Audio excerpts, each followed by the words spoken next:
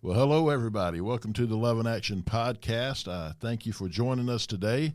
Whether you're listening on Apple Podcast or Spotify or Google Podcasts, Audible, I don't even know all the podcasts out there, but I thank you for joining us this morning. And today we're going to have a lot of fun. I got my good friend, my good brother, Philip Axtell from AMX with us. Philip, welcome. Man, I am glad to be here as always, man. This is so fun. And I'll take the round of applause. I just need to have that following behind me, everything That's I do. it, man. I'm going to take that home to Amber. And I was like, babe, I took the garbage out. I'm just going to play that. I'm going to cue that up. I'll keep my finger on the laughing one, too, so after I know. we tell a joke, Yeah. nobody else out there is laughing, but, hey. Well, we'll I'm a big fan of the corny dad jokes. Yeah. And so, like I said, I need the laugh track. And I think my favorite one right now is you got to look at somebody and go real serious. And you go, man, you're not going to believe what I got myself into. And he said, what happened? I said, man, somehow or another, I've got to sell a Ferris wheel. And they said, Ferris wheel? I said, don't worry, I'll cut you in fair price. There you go. I need those pity laughs. Slow on the laughter button. I gotta have that the pity laugh for sure. We're gonna have to get us a director in here who can push the buttons. Oh, I know, man. We gotta have somebody with cue. Because the jokes just write themselves when they're like that, man. You can't beat a good corny dad joke. That's man. right, man. Yeah. Well, man, it's just excited to have you back with us today. Today we're going to talk about that awesome golf tournament. Yes, sir. That we had, and also want to talk to you about your trip to North Carolina. After the Absolutely. hurricane. Glad to talk to you guys about that. So proud of that. Yes, sir. But let's go to the Lord in prayer and open up in prayer. Would you open us up, brother? I surely will. Heavenly Father, thank you for this wonderful time of fellowship with Ken. We thank you so much for Love in Action and everything that him and Martha and their volunteers and those on staff here do for this community and really reach to spread the word of Jesus Christ. We know that wherever two or more are present, there you'll be. And so we know you're here in the room with us right now. We hope that this is an informative podcast, lights up some lives, and gives some people some positive vibes for their day. We ask that you lift all of us up and keep us safe and protected. In your precious Son's name we pray. Amen. Amen. And, we keep saying this every time you hear. One of these days we're just going to cut on the mic when we first get into the studio and start talking. Oh, I know, man. We solved every politic problem, every college football problem. I think even NFL, right? Yeah, man. I mean, we were talking about inflation. I said, let's just get an air pump and let some of the air out, man. Like, it ain't that hard. It's pretty easy, man. Come on, man. If they would only listen to if us, people man. would just listen to Ken Tuck and Philip Axtell, man, we'd already be on Mars or something, man. Like this world would be something, wouldn't it? I'm telling you, it might be dangerous, but yeah. So yeah, you got sage like advice. She's just not listening. That's right. They're just not listening to us. Imagine that. Well, let's start out talking about. Now we're a little late talking about this because we had a lot of things going on. You and me. Yeah. But man, we had the second annual AMX Golf Classic out at Highland Oaks. And wow, first of all, what a awesome response from our community. Absolutely. And God blessed us with another perfect day. Yeah. I told somebody, I said, look, I don't know if we could have matched the day we had on last year's, but this year's was pretty close. It was maybe a little bit warmer, but we had a nice breeze throughout the day. And man, it was so fun to see so many people interacting. And a lot of folks out there, a few of them had never really heard about Love in Action. Right. So it was great to talk to them, about what they're doing in the community, what you guys are pursuing and how you're really witnessing for Christ and making such a difference in people's lives. And that's ultimately what it's all about. Right. Yeah. And to God be the glory for that. And we've told y'all thank you a bunch, and we're going to keep telling y'all thank you. That's just not enough. Y'all put in so much work. I don't think people understand how much. You can't just say, hey, let's have a golf tournament, and there it is, right? Yeah, it doesn't work that easy. Listen, and I will say this for all of our team at AMX. When I tell you it is a labor of love because everybody out there pulls together. There's not one person that moans or gripes or complains. Hey, what can I do to help? Who do I need to talk to? Is there anything I can go do?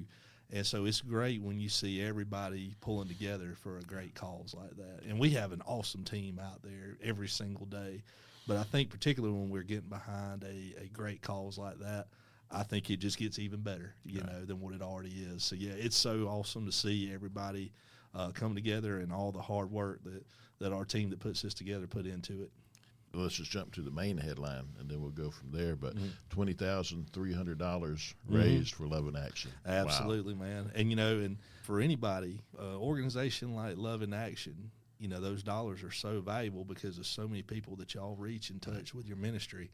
And, of course, I tell people, I said, an organization like Love in Action or like the Food Bank, they can take that $20,000 and all of a sudden it becomes $40,000 or $50,000 because, y'all got so many ways that you know how to stretch a dollar and know how to be economical with it. And that's the real blessing of it is for those that enter, for those that did whole sponsorships, say, look, like a whole sponsorship is $100, but to Ken and them, that can be $200 or $300, right, Right. And so really it's just such a huge, great positive economic impact on this organization. And that's what's great to see is just knowing that those funds are going to help such a great cause and helping people that are right here in our local area, in our communities. Yeah. What a blessing it was for Martha and I went to AMX to receive the check. Yeah. And there we were. What was the room we were in called? So that's our operations room. So that's really kind of the nerve center of AMX. Yeah. And so people come in there and they're always kind of amazed because, it's relatively quiet, but there's trucks being moved all over the country in that room with that I felt the energy though. Yeah, you feel the energy in it. Yeah, I say it's a quiet energy. Right. That's how you would say it because it's something you got to be energetic, upbeat, and really have a good synergy. But that was our operation room. So I'm glad y'all got to see that because a lot of people don't get to see that. Yeah, that to me that was exciting, and everybody there you could tell we're genuinely excited and happy about the funds that were raised for Love in Action. And so absolutely. We just can't thank the Whites and everybody else involved who said, hey, let's do this. Oh, absolutely, man. Yeah, it's like I said, it's something that I think can be a legacy project for AMX, and I would say it's something that I think that it's just going to get bigger and bigger. It's going to be something that we continue to grow and find ways to add value for this organization and find more ways for people to get involved. So I think it's just going to continue to grow and be a blessing. Absolutely. And it already grew over the previous year. Absolutely. Yeah, we ended up with, we were shooting for 27 teams, and we had 27 teams. Right. We had a lot of new sponsors. We had some folks coming from out of town participating. We had a team from Enterprise. We had one from Eufaula. I think actually had a couple from Enterprise. Yeah. So yes, it's expanding more and more, and we hope that continues. More and more people start hearing about it and want to get involved. Yeah. Love in Action actually started in Enterprise. Next year will be 25 years. Yeah, that's actually where we started before we moved to Dothan. Yeah, it was exciting to see folks from Enterprise, folks from Eufaula, so many from Dothan. It was also cool that there was one company that said, look, we can't have a team, but let's sponsor a team for Love in Action. Mm-hmm. And so got Brother Chef Mike to head up that team for us. And now I did tell them, I said, look, nothing less than third place is acceptable. Exactly, yeah. But they didn't get to third place, but that's all right. and I will say this, and that is what is so great about so many of the businesses that sponsored is we talked to several of them and say, man, look, we just, we got so much going on, but please, y'all put a team together. We're gracious to do that. So, yeah, there were several of them that did that, and it was so wonderful to see that they were willing to contribute. They couldn't be there, but, they were there in spirit and still wanted somebody to come play and enjoy it. Right. Know? So, yeah, that was an awesome blessing, the ones that were able to do that. And it was just a day of what I always tell people, we live in the greatest community, I believe, in the world because of the people, and you saw that. Oh, absolutely. There's so many people came out to, like you said, sponsorship, the golfers. Everybody enjoyed the Chick-fil-A lunch. Yeah. And, and I will say this, I don't think we've ever had a complaint about that, man. No. Yeah. Like you walk in, people see that Chick-fil-A box, and it is amazing. And I told David Bailey this one time, who runs the East Side Chick-fil-A. I said, David, it's amazing to see, even myself, a bunch of grown men, they see a chocolate chip cookie. Man, I like that. They're in attack mode for that. That's 5-star dining. I'm telling you, man. But I was like, but David and his crew, they're always so gracious to help out. And David and his, he put a team together and had a few buddies playing. So so it's great to see people supporting it and getting behind it. And we're always so blessed that they help us out each year with donating the food. And you just couldn't pick. I'm not a golfer, so I hadn't been to all the golf courses in the world, but that's just such a beautiful course out there. And I know they've done some work on it lately, and it's just Yeah, Martha and I just enjoy getting in that golf cart, and we drive around to try to meet folks and see folks. But it's just so beautiful driving around. Yeah, it really is. And I mean, I would tell anybody, if you've never really been out there, you can go out there and just walk around if you want to. You can go take a look and see. And it is such a gem for our community. It is. That we have that beautiful golf course here, and you have somewhere, Miss Susan and her crew out there, a place that's willing to help with things like that, and help with set up and take down and do so many of the activities that are required. So it's a real joy and a real blessing for them to be in this community. It is. And the year before last, Martha and I ran our golf cart out of juice. The battery died on us, and we had to get rescued. We didn't do that this time. We did better.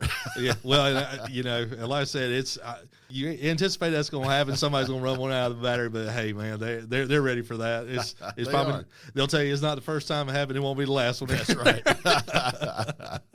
But so it was just an incredible day, and thank you again, Philip, and everybody at AMX for all that y'all do. That's not the only thing y'all do for us.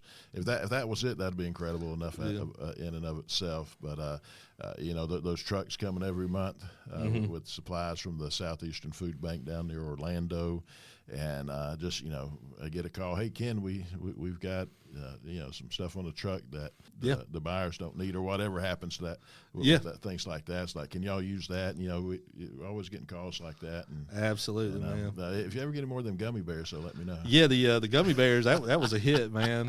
Like I said, you didn't see a lot of folks unhappy about the gummy bears. That's right. Yeah, so no, it's always a blessing when you can do something like that and contribute. But I know the truckloads that come once a month are a huge blessing, because it's usually, most of the time, the loads we carry are going to be right around 40,000 pounds. I'm assuming that's probably what that one is. Yeah. And you think it's 40,000 pounds, and it's usually 20 to about 25 pallets of stuff. Yeah, usually close to 25 pallets. Yeah, and it's all kind of different items too. Right. Some of it, a lot of non-perishable stuff that stays good for a while, and you don't have not up against the gun on expiring or anything like that. Exactly. The couple of trucks before this past month's truck, we received a number of pallets of MREs. We got like 4 or 5 pallets back to back. Yeah. And now we use MREs here because it's great, especially for the homeless.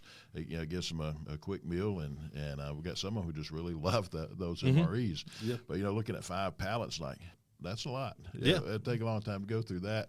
But God had other plans. I've learned to say, God, why in the world did we get all that for? What are we going to do with that? Because He always shows me. Well, yes, sir. Don't ask, just trust. And so with all those MREs, through another association that Love and Action is part of, met a ministry up in Montgomery who works with the homeless. And so I called him up and said, hey, can you use a pallet of MREs? And he said, that'd be awesome. So I had a meeting up there anyway, so I took one up there. But Martha and I were going to Pensacola, and there's another ministry in Pensacola, Pensacola and Mobile. And I said, yeah, that would be great. So we were going to Pensacola, so we took that to them. And then the rest of them, the 2 hurricanes came. And so we were able to take pallets to Florida to help after Helene. And then when the next shipment came in, we had all those MREs, and so we connected with a group that was going up to North Carolina. So we were able to send MREs up there. So when you're sitting in a place with no electricity, no water, or anything, no way to get food, and you're able to get an MRE, that's a blessing. And so y'all were part of that, the Southeastern Food Group. Food Bank making that available, y'all trucking it to us. And so, you just see how God puts everybody together for reasons to be able to help people wherever they're at. And so that was just a tremendous blessing. And there was other things that we had, too, we were able to send to Florida. Martha and I took a trailer load of supplies down there to help after Helene. That's kind of a transition here. I want to ask you about North Carolina, because you went with a group from your church at Covenant. Yes, sir. Yes. So I had the privilege of going. So the gentleman that went from Covenant for this trip, most recent one, were Jake Wood and his dad, Jeff. They were kind of the ones that kind of put it all in motion. And a couple days later, I went with my good friend Joel Boyd and our friend Brad Lipscomb, and the 5 of us just went up there just to kind of be the hands and feet of Christ. Like I said, I mean, you get up there, and when you first absorb it, as we started getting in closer to the area we were at, which is kind of Mitchell and Yancey County, very small, kind of little holler kind of Right. based communities. We started seeing, as we were getting outside Asheville, you start seeing a little bit of the damage. But when we really got into those communities, you saw it. And one of the most telling things that I saw as we were first getting there was I looked over and said, Joel, look at that. The water pressure had been so great and such force. We saw train tracks literally down in the river. Oh, man. I mean, it Wow. literally had knocked them off their frame completely. Wow. A gentleman we talked to named Dave Keister, he and his brother goes by Hillbilly, is actually what he's known as. They are actually former racing champions.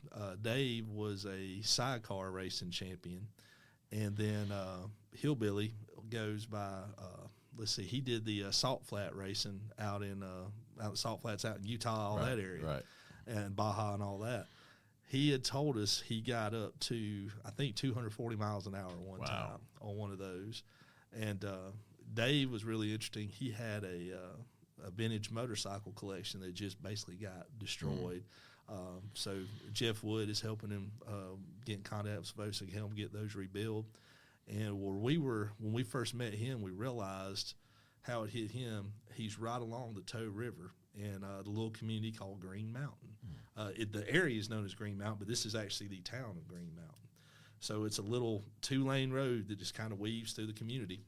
You got the river on one side, and on the other side is where the water came over the mountain from all the other flooding. He said when the water came over the mountain, he said, guys, I'll say conservatively, it probably hit going about 75, 80 miles an hour. Wow. And then the water rising from the river. And he said it took about 6 hours, but his house, which was actually an old riverside motel that he had converted to his home, just washed away. And then he got a little emotional. He was talking about his neighbor just right up the road from him, just not an eighth of a mile maybe, named Lenny. And he said Lenny was a really special guy. He would come out on his porch every night and play the fiddle. And he said you would hear the fiddle music throughout the valley.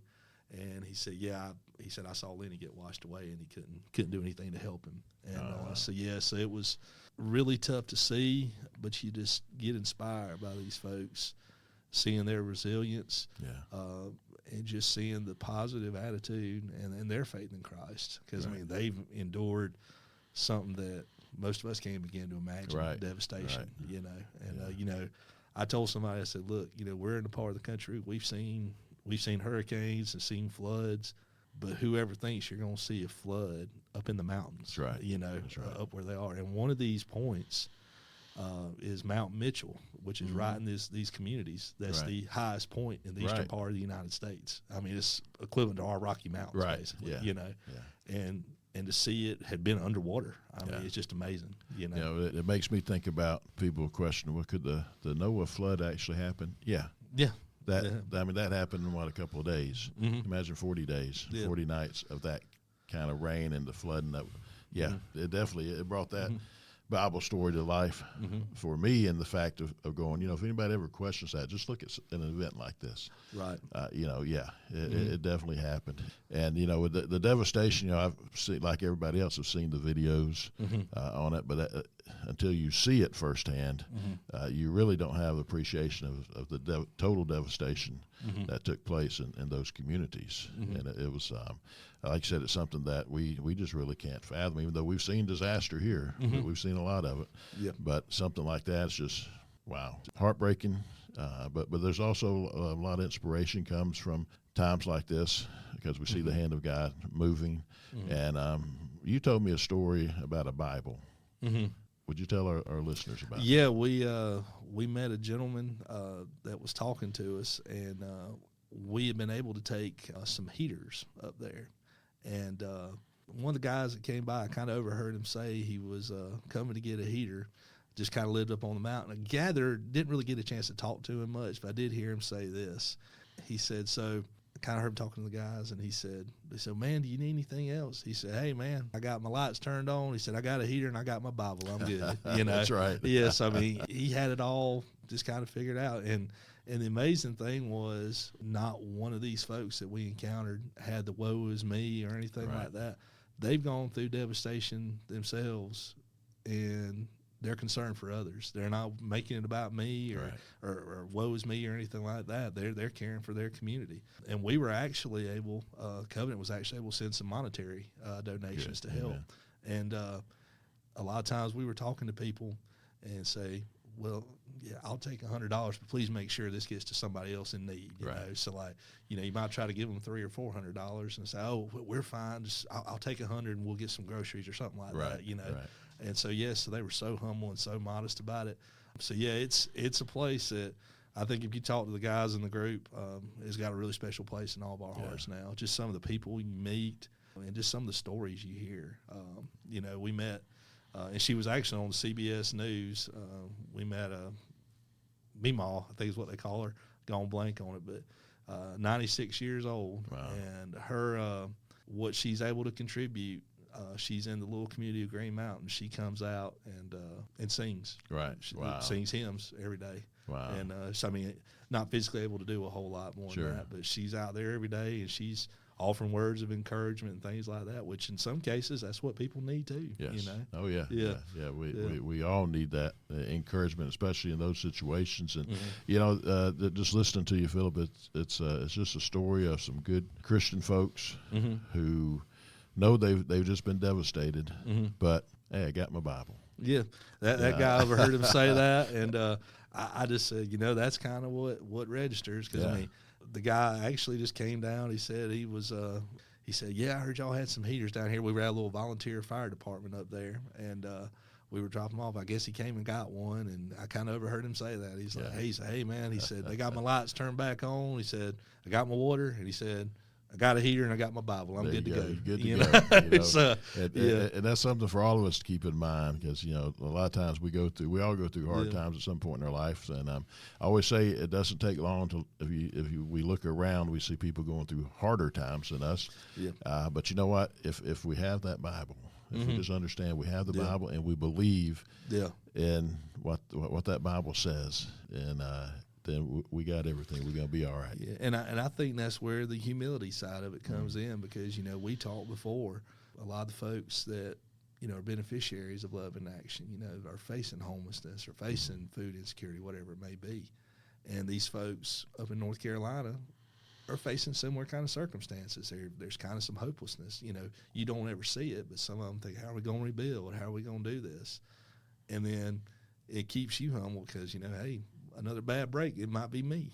Next time I might be the one on the receiving end of this. And so I think that's where the humility and that modesty, keeping it in mind and always keep our eyes focused in the right direction. That really kicks in. And to me, that also, that just visualizing that picture that you described, not only does it show that there's some good, strong Christians out there, but it's also it's America, and people are helping each other, and not fighting and fussing, that they're helping each other. And that's what really got me when Martha and I were taking that pallet of MREs to Pensacola. We're heading west on I-10. Well, it was just after the hurricane hit, like the next day. And we saw all these vehicles going east, and they were shower trailers. They were disaster relief trailers. They were all like church and ministry trailers. So didn't see any FEMA government, anything like that. I'm not knocking FEMA. I'm just saying that I saw Americans responding, and they didn't care if they were Democrat, Republican, independent, whatever. They didn't care if they were Florida Gator fans or Miami Hurricane fans or what have you. We have fellow Americans who are in need, who have just been devastated, and we're going to go help them. And don't know what we're about to face when we get there, but we're going to go help them. And I just started tearing up, man. And I'm kind of tearing up talking about it now because, man, it's like, that's what Jesus calls us to do. He calls us to help those who are in need. And so I looked at Martha. I said, I'm calling. I have a contact at Convoy of Hope. I said, I'm calling her, and I'm going to see if we can help with some things that we have. And I called her right then, and she said, yes, we could definitely use all that. And so when we left Pensacola, we came back, loaded up, and headed down to deliver those goods. But, the other thing, I'm glad we're talking about this, and I wanted to talk about this because I want people to remember they're still suffering. They're still devastated. It's an ongoing thing. I've got a friend who has a daughter who lives in around Asheville, and this was November when I was talking to him, and he said, yeah, she just got her water back that they could drink. He said they had water that they could use toilets with, but they couldn't drink the water, and just got the electricity back too. That's been a couple of months, and most news media has forgotten about it. A lot of people have forgotten about it because we're such a what's going on now society that it's easy to forget that Florida, North Carolina, Southern Virginia, South Carolina, Tennessee still has a lot of devastation. People who still don't have electricity, who still don't have drinkable water, still don't have roads to go on, to drive on, to get from point A to point B. So there's still a lot of work to do, and there's still a lot of great organizations who are doing that work, and a lot of great Christian organizations. I mentioned Convoy of Hope. They do a phenomenal job. Samaritan's Purse does a phenomenal job, and there's others. And so I just want to encourage you, if you're able to go and volunteer, please do. They need your help. If you're able to give, they can definitely use the finances. So let's continue to pray for our brothers and sisters, our fellow Americans who are suffering, and let's help them. Let's continue to help them, because it's a long road. And Ken, to your point, the Monday we were up there, we came back on Tuesday. Monday we went over. We were staying in Tennessee because that was the only place you could find lodging. So we went over on Monday to Bristol Speedway, because that's where the Tennessee setup is. And we met some great people there. So it's about a 60,000 square foot warehouse on that property. And I mean, it is jam full of stuff. So they're taking us around, showing us everything. And the crazy thing was, it was all private donations. Wow. And we got to see, it was estimated between $5 and $10 million worth of bottled water. Oh my gosh. What that looks like. I mean, it was under the racetrack. And I bet you it seemed like it was a quarter of a mile, just bottled water everywhere. Wow. And so then we see everything that's come in through donations. And the guy there was kind of the main coordinator, told us, he said, the crazy thing about this, he said, you see the Lord at work. He said, this is all private donations. This is from fellow citizens, church groups that have brought stuff, public assistance groups. He said, all this is people giving out of their heart. And he said, it's not. He said, obviously, government assistance, too, is going to kick in. But he said, all of this you're seeing here is all private donations. And the one thing that really touched us all is seeing all that. And then a guy takes us around. We're on a golf cart. And he says, guys, I'm going to show y'all something amazing. For all their first responders that have been devastated, like you had fire stations all that have been just wiped out in these communities. The fire departments from all over the country had sent in first responder, vest, protective gear. All those kind of things that, these places got affected too, police equipment, things like that, all got sent in and donated. Wow. And the touching thing was, you really felt Christ there, because everything here, this is somebody that donated out of the kindness of their heart. That's right. That's right. And so, it was really amazing to see that. And of course, we got to, a side note to that, we got to take a little tour of the racetrack before we went and volunteered. Cool. And if you guys are ever up there and get to walk around the track, Philip Axtell's name is on the wall at Bristol. So, all right. Yeah, they gave us Sharpies, and we got to write our name on the wall at Bristol, right there at the finish line. So get your picture taken next. Hey, man, like I said, so that's cool. I texted my brothers, and I said, well, I'm immortal now. And I said, why do you say that? I said, my name's on this wall forever. So that's better than the Walk of Fame in Hollywood. I'm telling you, man. Yeah, I said, not in a million years that I think a relief trip going up to North Carolina, Tennessee to help would conclude with me getting to put my name on the wall at Bristol Speedway. So it was a real special experience to get to experience that, and again, just to see, kind of to the point you made, so many people. There's people from all over the world coming in to help, and it's really uplifting to see, because in the face of such hopelessness, there's hope. And it does show the real America. What we see on news media is it's not the majority of America. It's not the real America usually. And also, you said worldwide. Martha and I have been blessed to go to a number of other countries to minister, and people worldwide, there. It doesn't matter if it's, we've been to China, we've been to, of course, the Philippines, India, Myanmar, Nepal, different countries like that. The news media paints countries as being hostile and whatever, and government-wise they may be, but people-wise, people just want to feel loved. They want to feel safe, and they enjoy helping one another. Absolutely. And we see that even more so in times like that, but we also see it going back to what we first talked about in our community, where yes, we have homeless people in Dothan, Alabama, and the Wiregrass. We have a lot of poverty in our area, and we have people who want to help, and that's what it's about. We don't do government funding. Most of those funds come with attachments. You can't talk about Jesus. You can't. There's no amount of money that'll make me not talk about Jesus. I'm going to talk about Jesus. And so everything that we receive in the ministry, it's in the majority is individuals, probably about 80-85% is individuals, and then businesses and churches who know that there's a need, and we're here by the grace of God to help fill those needs. And so many comes along with us and beside us to say, hey, we're here to help you, whether it's volunteering, whether it's giving financially, whether it's companies like y'all who are helping us out in many different ways.